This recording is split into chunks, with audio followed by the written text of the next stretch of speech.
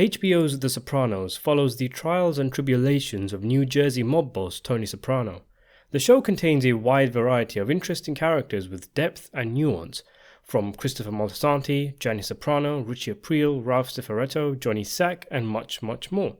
Many of the supporting characters of the show are now legendary and iconic, and there is perhaps no character more beloved to Sopranos fans than Bobby Baccalieri, better known as Bobby Bacala, played by Steve Schiripa.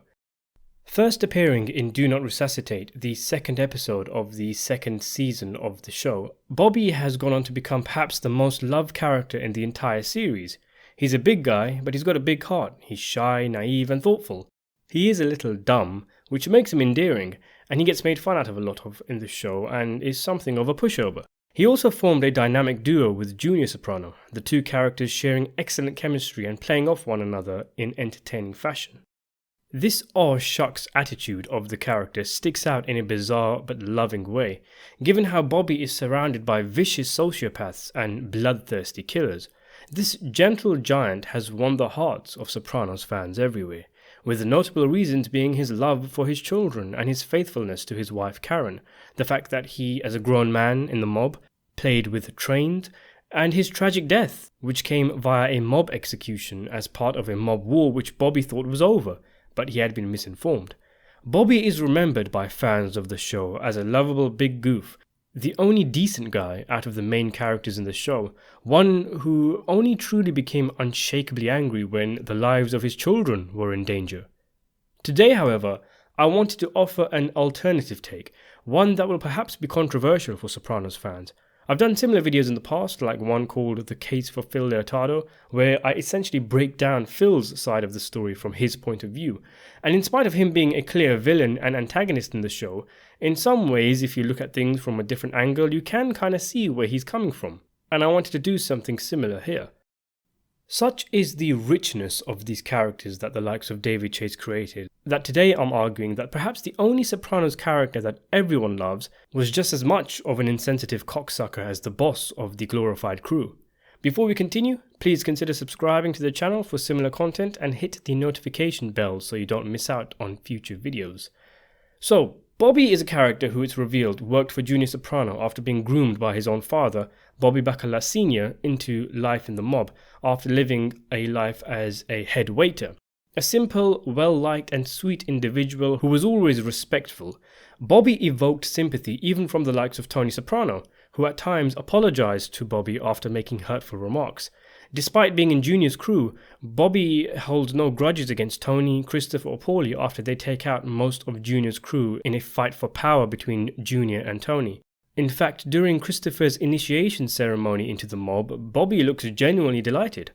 Bobby eventually reports to Tony, and he's made to be Junior's assistant and driver while he is under house arrest, a task which Bobby pretty much continues to do so all the way up to season 6, when Junior shoots Tony, and even then he comes to visit his old boss in the mental institution he is placed in.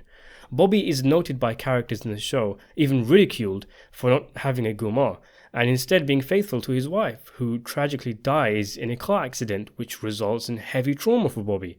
Several women make a move for Bobby after this, the winner of which is the highly manipulative Janice Soprano, who's out for another man after her rat bastard husband Ritchie April went into the program. Janice has at worst explosive and at best a slimy relationship with Bobby's children, once even scaring them with a Ouija board to prove to Bobby that his grief was having an effect on his children.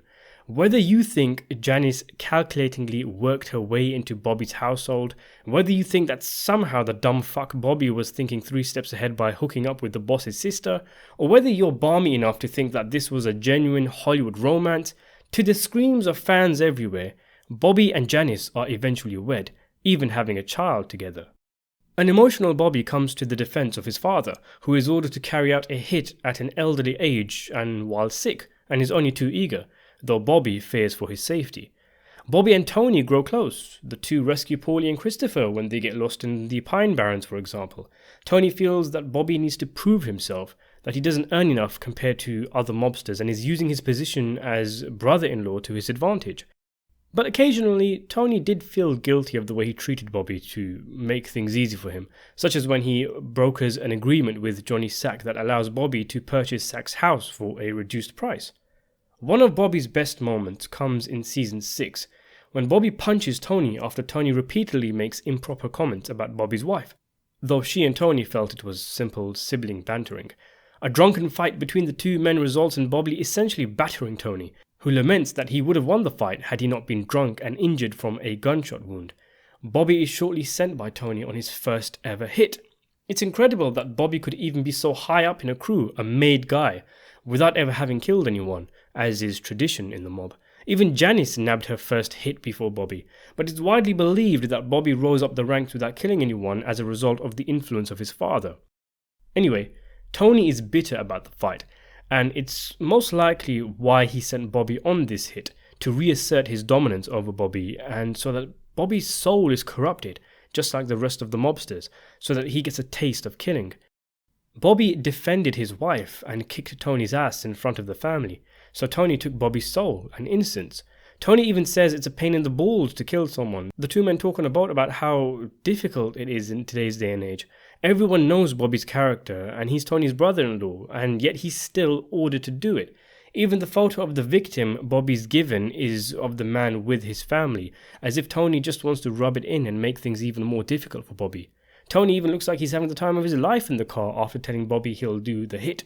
Meanwhile, Bobby looks like he's bricking himself. Bobby is not made for killing, and he clearly is distraught during the hit. He's pretty much crying, and his change in character is signified by the scene before this, where in a rare instance he loses his temper at his wife and tells her to stop fucking nagging him.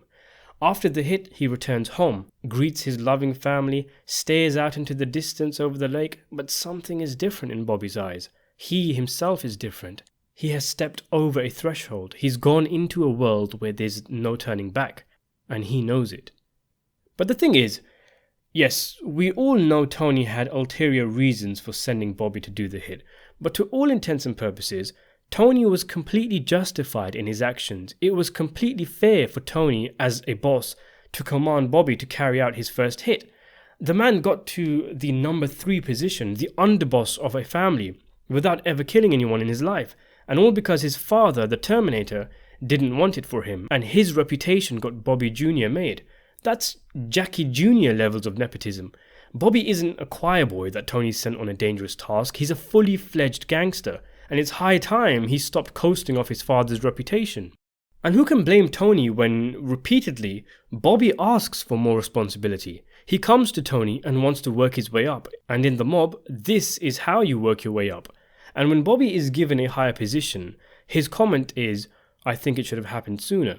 This notion that Bobby was some poor soul forced to do evil actions is absurd. To hijack Bobby's own dialogue, he should have killed someone way sooner in the series. It's insane that he didn't. Not even Quasimodo could have predicted that. And boo-hoo, he felt bad during his first hit. I'm sure many mobsters did. It can't be easy to take a man's life, but this is the world Bobby lived in and the world he wanted to rise up in. What, did he think he'd be able to be the right-hand man of a boss without getting his hands dirty when the likes of Christopher, Paulie and Silvio have had to perform gruesome tasks to get where they did, and they did so unflinchingly? And even before the murder, it wasn't as if Bobby was just Junior's driver. It's established that he controlled Junior's loan sharking business. That's a criminal racket that takes advantage of vulnerable people in society and destroys lives. And Bobby's in charge of it all. And just because he hasn't killed anyone doesn't make him a good person. He's done plenty of evil things over the course of his life. And Bobby as a character highlights the moral relativism in the show. He comes off as a likable doof because the rest of the mobsters are such sick psychopaths. He's only a little less so, and like everyone else in life, has some redeemable qualities. If you picked up this character and put him in a show like, I don't know, the Teletubbies, he'd come off as an absolute monster. So Bobby never had a groomer. So what? We still see him hang around the Bing, talking to strippers with his arm around them. There's nothing to suggest he still didn't cheat on Karen. So he's a sweet, sensitive guy. Well, is he? He didn't come off as so sensitive when he barked with laughter along with the rest of the crew at Paulie joking about Christopher's baby daughter. Bobby as underboss is a completely different man from Bobby of the earlier seasons. That much we can all agree on. He comes off as an absolute scummy jerk, like the rest of the mobsters. There's the scene at the construction site with him in the car. There's him telling Tony to tell Hesh to go fuck himself over the $200k Tony owes him.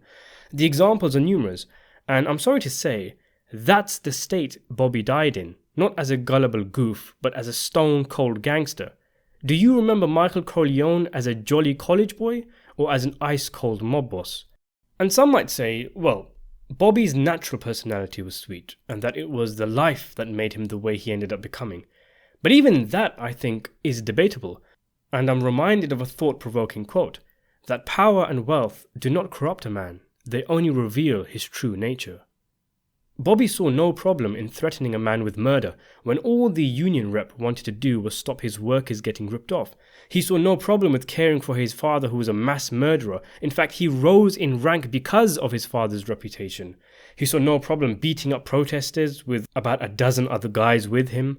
His hypocritical nature is again emphasized when he expresses his wish for the United States to build a wall to stop immigrants coming in, perhaps forgetting how his own father entered the country. The asbestos scheme, that involves uneducated workers handling the content unsafely, which could lead to health issues and death. And Bobby just wants his envelope. Was he crying then too? And even the whole thing with him killing someone. Could it not be argued that his hesitancy is actually a negative, not a positive? That he's actually weak for being surrounded by killers and yet never having the balls to do it himself? There's only so far being a happy fat fool can get you in life. His naivety towards Janice potentially made his kids' lives torture after his death, for example.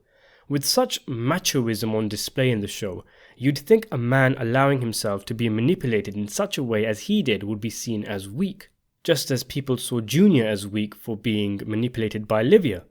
We can see the fire in Bobby even way early on in the show. Tony makes fat jokes and Bobby just looks sad and sappy, but after Tony's gone, he calls him a cocksucker. So it wasn't as if he was a happy-go-lucky jolly fellow who took things on the chin. He had that rage early on, but didn't do anything with it.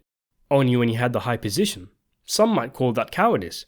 The man had the easiest, most comfortable role in the mob as Junior's caretaker, and he himself asked to be on the street more, i.e., get out there and get money off vulnerable people. So all in all, Bobby may be the sweetest guy in the mob, but that doesn't take away from the fact that he still is in the mob. Though I can see why he gets a pass from so many Sopranos fans, to skim past his faults is to not do the character justice. So what do you think of Bobby as a character? Did this video influence or change the way you think of him? Am I being way too hard on the guy? Let me know in the comments below, and thanks for watching.